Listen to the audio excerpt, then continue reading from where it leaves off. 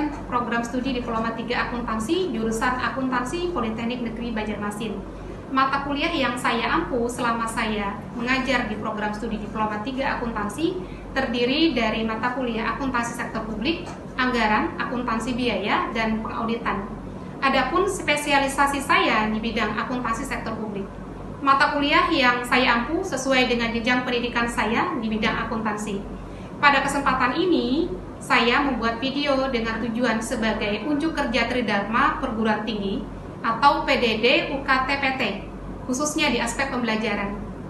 Mata kuliah yang diambil sebagai contoh pembelajaran dalam video ini adalah mata kuliah akuntansi sektor publik. Mata kuliah ini ada di semester 4 program studi Diploma 3 Akuntansi dengan bobot 5 SKS, 2 SKS teori dan 3 SKS praktek yang dijalankan selama 1 semester. Bahasa pengantar yang saya gunakan dalam mata kuliah ini adalah bahasa Indonesia. Adapun deskripsi singkat mata kuliah akuntansi sektor publik adalah untuk mempelajari mengenai ruang lingkup akuntansi sektor publik, standar yang digunakan, konsep, teknik, dan sistem akuntansi sektor publik, mulai dari persamaan akuntansi, analisis transaksi, dan juga pencatatan, penyusunan dan penyajian laporan keuangan pemerintah daerah, dan juga laporan keuangan organisasi nirlaba, khususnya akuntansi yayasan. Adapun bahan kajian materi pembelajaran mata kuliah akuntansi sektor publik, yang pertama, ruang lingkup dan standar akuntansi sektor publik. Yang kedua, konsep, teknik, dan sistem akuntansi sektor publik. Ketiga, pencatatan transaksi entitas akuntansi sektor publik. Yang keempat, identifikasi atau analisis transaksi dan melakukan pencatatan akuntansi atas transaksi pemerintah daerah, mencakup transaksi yang terjadi di SKPD dan juga PPKD, dan organisasi non-laba, khususnya transaksi yang terjadi di yayasan berdasarkan dokumen yang relevan. Yang kelima, nanti penyusunan laporan keuangan sektor publik, khususnya pemerintah daerah yang terdiri dari laporan keuangan SKPD dan juga PPKD, serta bagaimana penyusunan keuangan organisasi non-laba, khususnya adalah akuntansi yayasan sesuai dengan standar yang relevan. Ada dua pencapaian pembelajaran dalam mata kuliah akuntansi sektor publik yang nanti akan diharapkan kepada mahasiswa. Yang pertama, menguasai konsep secara teoritis akuntansi secara umum tentang penyajian laporan keuangan pemerintah daerah dan laporan keuangan entitas nirlaba sesuai dengan standar dan prinsip akuntansi yang berlaku umum, dengan bekerja sama dengan sikap bertanggung jawab atas pekerjaan di bidang keahliannya secara mandiri.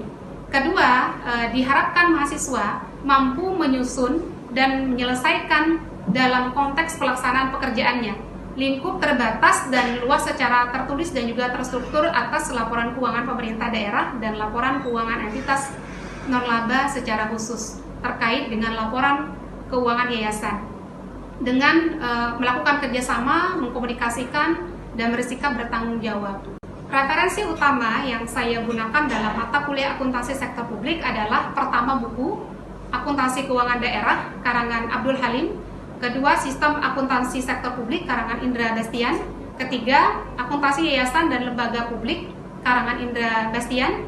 Yang keempat, Akuntansi Sektor Publik karangan Mardiasmo. Saya juga menggunakan modul akuntansi pemerintah daerah berbasis akrual terbitan Kemendagri tahun 2013. Lalu juga menggunakan peraturan pemerintah PP 71 tahun 2010 tentang standar akuntansi pemerintahan. Lalu juga menggunakan interpretasi standar akuntansi keuangan yang disebut ISAK nomor 35 yang berkaitan dengan penyajian laporan keuangan berorientasi nirlaba yang diterbitkan oleh IAI. Dan juga saya menggunakan referensi pendukung yang dijadikan sebagai modul akuntansi sektor publik yang kami susun bersama dengan tim pengampu mata kuliah akuntansi sektor publik. Modul ini digunakan sebagai modul praktek akuntansi sektor publik yang di dalamnya berisi kasus-kasus penyusunan laporan keuangan pemerintah daerah atau SKPD dan PPKD serta laporan keuangan yayasan. Untuk capaian pembelajaran mata kuliah akuntansi sektor publik ini, saya menggunakan teknik pengajaran dengan menggunakan metode DIA, Delivery, Interaction, and Assessment. Ketiga metode ini tertuang dalam sistem pembelajaran yang dilakukan secara sinkronus.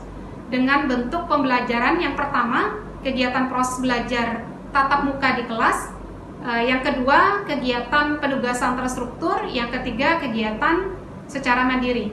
Adapun metode pembelajaran yang digunakan dalam mata kuliah akuntansi sektor publik ini, yang pertama, presentasi mahasiswa dalam kelas, yang kedua, diskusi kelompok, yang ketiga, pembelajaran berbasis kasus, keempat, pembelajaran kolaboratif, yang kelima, tinjauan pustaka atau literatur review, dan juga meringkas. Adapun penugasan yang diberikan pada mata kuliah ini adalah tugas pemecahan masalah atau problem solving, mendiskusikan kasus tertentu yang dikerjakan secara kolaboratif. Teknik tes yang saya gunakan dalam mata kuliah akuntansi sektor publik adalah, kalau untuk teori, tes yang digunakan dengan cara tertulis atau meringkas, dan untuk prakteknya teknik tes yang saya gunakan yaitu dengan mengerjakan modul kasus yang disediakan di dalam ruangan praktek. Media pembelajaran yang saya gunakan adalah Simpadu, Google Classroom, dan WhatsApp. Media Simpadu saya gunakan untuk absensi kehadiran dan penyampaian hasil penilaian. Dan media Google Classroom digunakan untuk mengirimkan materi sebelum perkuliahan berikutnya dilangsungkan. Hal ini dilakukan dengan tujuan membangun keaktifan mahasiswa di kelas, karena mereka sebelum masuk ke dalam materi pembelajaran yang akan disampaikan, mahasiswa sudah memiliki gambaran apa yang akan dipelajari. Selain itu, Google Classroom digunakan untuk mengakses penugasan secara tertulis dan mengirimkan hasil penugasannya. Adapun media WhatsApp yang saya gunakan adalah untuk berkomunikasi dengan mahasiswa jika mahasiswa mempunyai pertanyaan atau masalah seputar materi yang diajarkan. Untuk pembobotan nilai mata kuliah akuntansi sektor publik, saya mengadopsi penilaian dari Politeknik Negeri Banjarmasin, yaitu dengan bobot nilai kehadiran 10%, UTS 15%, praktikum 50%, ujian akhir semester 25%, dengan total hasil pembobotan 100%. Pembobotan nilai mata kuliah ini disampaikan di kontrak perkuliahan yang dilakukan di setiap awal perkuliahan. Harapannya ketika mahasiswa sudah mengetahui pembobotan nilai, agar nantinya mahasiswa mengupayakan pencapaian nilai yang diharapkan. Berikut cuplikan pembelajaran yang saya laksanakan secara langsung di kelas pada mata kuliah akuntansi sektor publik di pertemuan kedua dengan materi pembahasan terkait dengan konsep akuntansi, basis akuntansi, pengakuan, pengukuran, teknik dan siklus akuntansi sektor publik. Assalamualaikum warahmatullahi wabarakatuh. Waalaikumsalam warahmatullahi wabarakatuh. Oke, sudah siap hari ini untuk mengikuti perkuliahan? Siap. Gimana kabarnya hari ini? Baik. Absensi di Simpadu sudah Ibu buka, silahkan kalian akses. Untuk akses di Simpadu. Oke. Ini kayaknya ada 2 orang deh yang belum mengakses. Tidak hadir. Karena apa sakit? Baik, kita mulai saja perkuliahannya. Sebelum kita mulai, di awal perkuliahan supaya perkuliahan kita lancar dan mendapatkan berkah, nanti kita dimintakan kepada ketua kelas untuk membacakan doa. Sebelum memulai perkuliahan pada pagi ini, marilah kita berdoa menurut ajaran dan kepercayaan masing-masing. Berdoa mulai.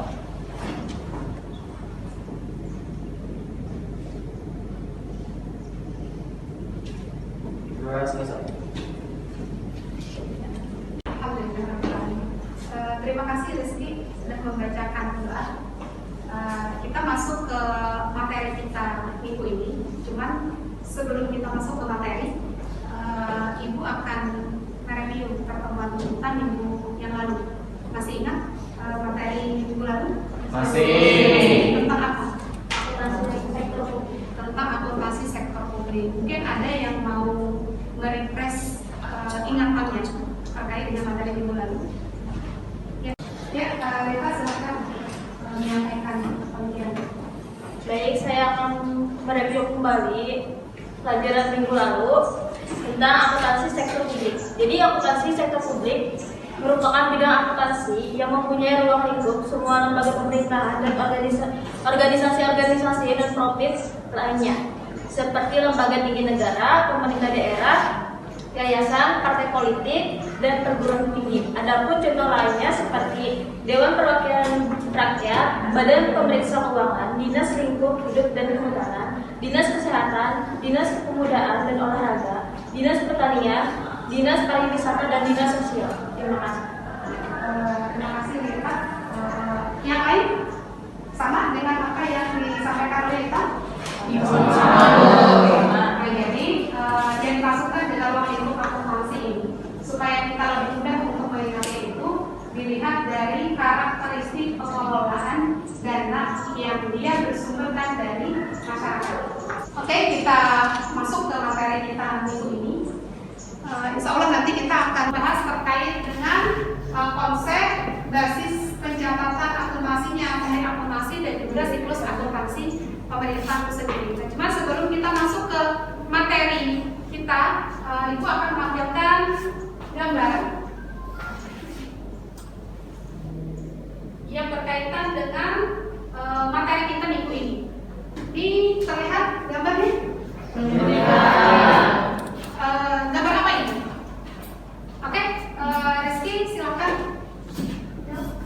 Baik Bu, itu gambar tentang pertanggungjawaban pelaksanaan APBN oleh Wali Kota Banjarmasin ke Ketua di PRD TK2 wilayah Banjarmasin.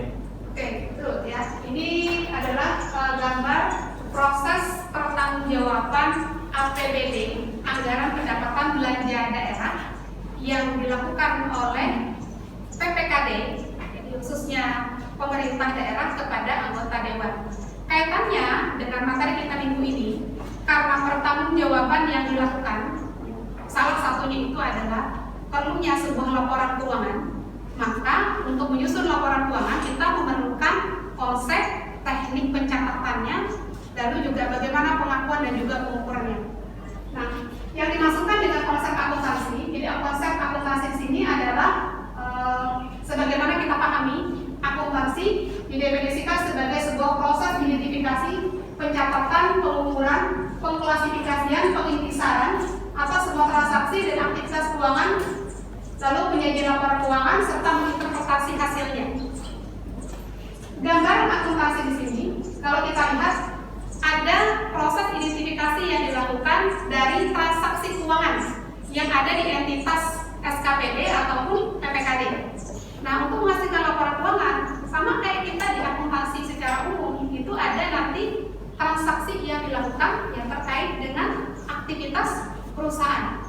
Setelah kita analisis, oh ini nanti berkaitan dengan transaksi akuntansi pendapatan, ini terkait dengan akuntansi belanja, ini terkait dengan akuntansi misalnya beban atau kewajiban yang dilakukan. Nah, setelah itu baru nanti kita catat. Ya. Pencatatannya di mana? Kalau akuntansi dicatat di jurnal.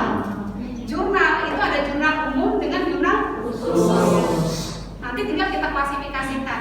Setelah kita melakukan proses pencatatan, lalu nanti akan kita ukur atau kita golongkan, masukkan ke dalam buku besar. Setelah buku besar nanti baru kita masukkan ke dalam laporan keuangan. Endingnya dari proses identifikasi transaksi yang terjadi tadi, maka akan menghasilkan sebuah laporan keuangan yang nanti akan dipertanggungjawabkan oleh PPKD. Lalu juga proses tersebut yang kemudian menghasilkan informasi dalam bentuk laporan keuangan yang digunakan dalam proses evaluasi pengambilan keputusan, kemudian akan mempengaruhi pelaksanaan pengelolaan daerah pada periode berikutnya. Karena di laporan keuangan ini nanti akan dilihat pendapatan yang telah dicapai itu berapa, kas di kas daerah itu jumlahnya berapa, lalu belanjanya. Belanja itu kan sebenarnya gambaran daripada pelayanan kepada masyarakat kan? Nah, jadi input dari proses akuntansi itu adalah transaksi dan outputnya ini berupa laporan keuangan. Dari sini bisa dipahami? Bisa karena akuntansi pemerintah sebenarnya sama dengan akuntansi secara umumnya.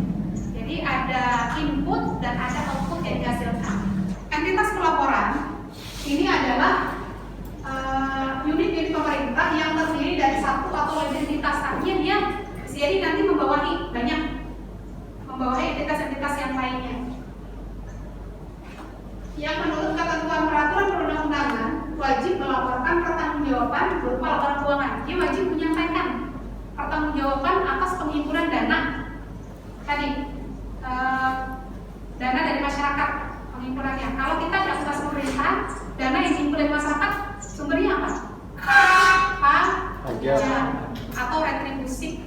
Sedangkan untuk entitas akuntansi ini merupakan satuan kerja yang dia menggunakan anggaran.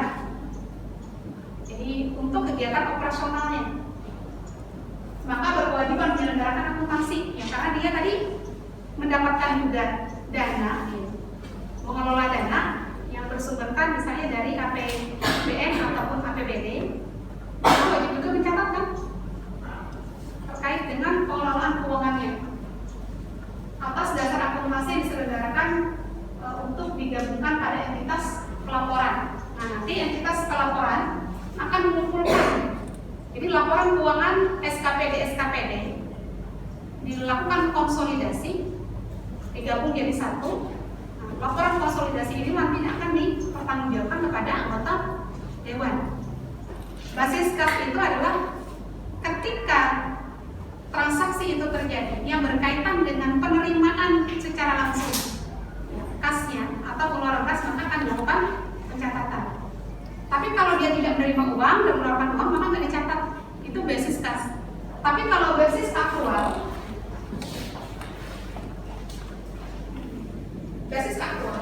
ini adalah suatu basis akuntansi di mana transaksi ekonomi atau peristiwa akuntansi ini diakui. Jadi ada transaksi ekonomi. Transaksi ekonomi itu kan bisa jadi nanti contoh kalau di akuntansi pemerintahan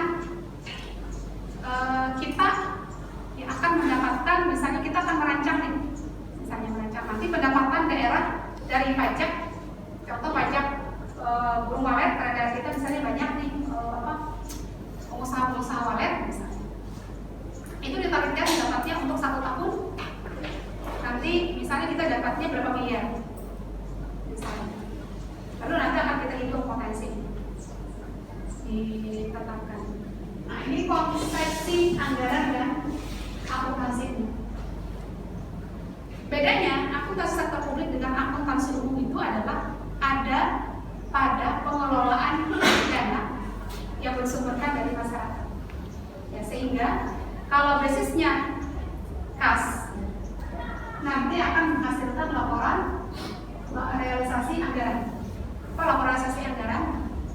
Realisasi anggaran ini nanti kan gambaran itu adalah pendapatan. Kalau untuk SKPD ya pendapatan sama dengan belanja. Tapi kalau dia PPKD itu nanti ada tambahannya. Ada pembiayaan yang dilakukan pada pembiayaan dan juga pengeluaran pembiayaan. Selisih antara pendapatan dengan belanja itu menghasilkan nanti surplus atau defisit anggaran. Nah, selisihnya selisih dari pembiayaan tadi itu nanti akan menghasilkan silpa dan sikpa. Silpa itu selisih lebih pembiayaan anggaran. Kalau sikpa itu selisih kurang pembiayaan anggaran. Selisih lebih dan selisih kurang itu nanti larinya ke laporan perubahan sah. Sedangkan basis aktual ya, ini dilihat dari finansialnya akuntansinya. Apa akuntansi? Ada laporan operasional. Jadi laporan operasional itu gambaran kita itu sama dengan laporan laba rugi. Transaksinya itu satu. Cuman pada saat kita menjurnal itu nanti ke materi minggu yang akan datang ya. Jadi transaksinya itu nanti perlu kita analisis. Contoh misalnya ada pembayaran misalnya gaji dan tunjangan. Pada saat kita melakukan jurnal itu ada dua, ada jurnal anggaran dengan jurnal finansial. Jurnal anggaran dengan jurnal finansial. Kalau jurnal anggaran itu nanti larinya ke laporan realisasi anggaran. Tapi kalau jurnal finansial itu nanti laporan operasional terkait dengan pengeluaran tersebut. Namanya juga beda. Kalau di laporan realisasi anggaran namanya itu setiap pengeluaran itu harus menggunakan kata belanja. Jadi nggak boleh beban. Tapi kalau di laporan operasional itu nanti diganti namanya jadi beban. Beban gaji misalnya. Nah, itu yang akan membedakan. Selisih di laporan operasional itu nanti masuknya ke dalam surplus defisit operasional. Ya, nanti pendapatan itu nanti kalau kita melakukan penjurnalan itu dikasih kode pendapatan LO, pendapatan LRA. Sehingga kita tahu nanti pendapatan LO nanti larinya ke laporan realisasi anggaran. Pendapatan LRA itu larinya ke realisasi anggaran. Pendapatan LO nanti larinya ke laporan operasional. Nah, surplus defisitnya ini nanti akan mempengaruhi kepada laporan perubahan ekuitas. Perubahan ekuitas itu nanti akan mempengaruhi neraca. Ini konsepsi anggaran dan juga akuntansi yang ada di pemerintahan. Nah, komponen laporan keuangan ini, PP 1 tahun 2010 mewajibkan penyusunan laporan keuangan itu ada 7. Laporan realisasi anggaran, laporan perubahan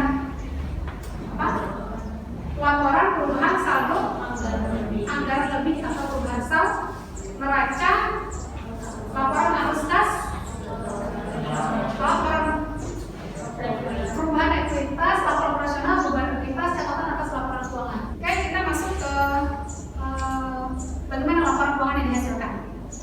Jadi di dalam PP 1 tahun 2010 yang menjadi acuan untuk penyusunan laporan keuangan, implementasinya kalau di daerah itu nanti ditambah dengan Permendagri nomor 64 tahun 2013. Jadi terkait nanti disusun kebijakan akuntansinya, lalu juga standar akuntansi pemerintah daerahnya, bagaimana pengakuan, penyusunan, pengukurannya. Sehingga di dalam kebijakan akuntansi itu nanti akan menjelaskan terkait dengan pendapatan LRA, belanja, transfer, pembiayaan, pendapatan laporan operasional, beban, kas totalitas, piutang, persediaan investasi, aset terkait dengan cadangan, aset lain kewajiban, dan juga koreksi atas kesalahan. Dari transaksi ini nanti melahirkan laporan keuangan. Ya, ada 7 ya dari laporan keuangan dan disebutkan 7 laporan keuangan ini dihasilkan. Nah, laporan keuangan ini juga bersumberkan dari konsolidasi SKPD yang ada di bawah.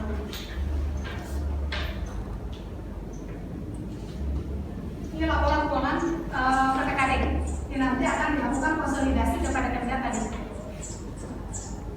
Ada laporan realisasi anggaran, laporan operasional, neraca, laporan pembayaran, dan CLK.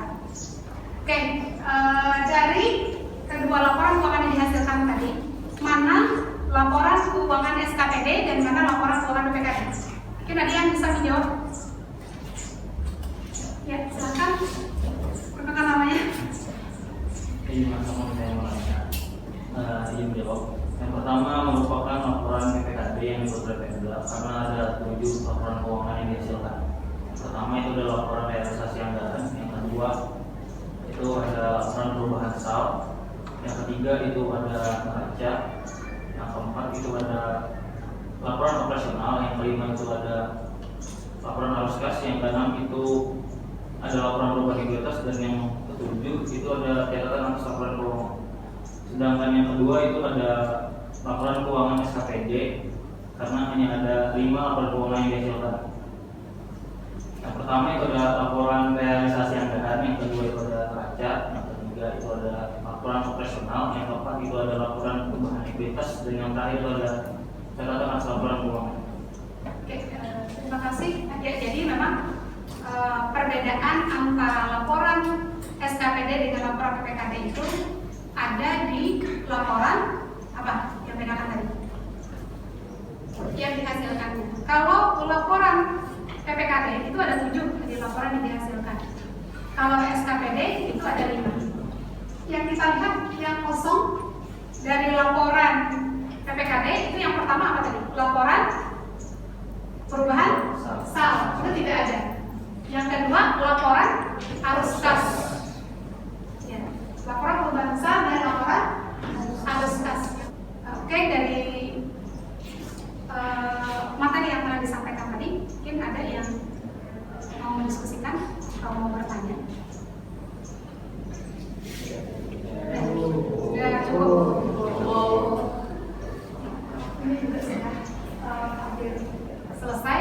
Sebelum kita tutup ya perkuliahan kita, nanti Ibu akan menyimpulkan materi kita hari ini.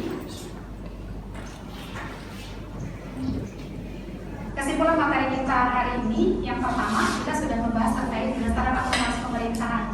Yang menjadi acuan kita adalah Perpres 1 tahun 2010. Lalu untuk penerapan ya standar akuntansi pemerintahan, nanti basis pencatatannya itu adalah akurat. Dan penyelenggaraan akuntansi ini ada entitas akuntansi dengan juga entitas laporan. Mudah-mudahan bisa diingat nanti di minggu yang akan datang pertemuan kita selanjutnya nanti Ibu akan meminta kalian untuk menyimpulkan. Nah, untuk penugasan Ibu ini, Ibu minta kepada kalian untuk mendownload laporan keuangan daerah. Nanti menggambarkan terkait dengan laporan keuangan SKPD dan laporan keuangan PKD. Nanti kalian download, kalian cari. Lalu setelah kalian dapat, maka diskusikan dengan teman satu timnya terkait dengan unsur laporan keuangan yang ada dalam laporan keuangan yang nanti kalian dapatkan. Nanti didiskusikan dengan teman, baru setelah itu nanti kalian akan bisa diketik, nanti dikirimkan tugasnya itu di Google Classroom. Ibu juga nanti akan mengirimkan materi untuk menggunakan. Oke, sudah jelas terkait dengan tugas yang akan kalian laksanakan? Sudah jelas, kita cukupkan obrolan kita. Terima kasih atas kerjasamanya dan juga partisipasinya.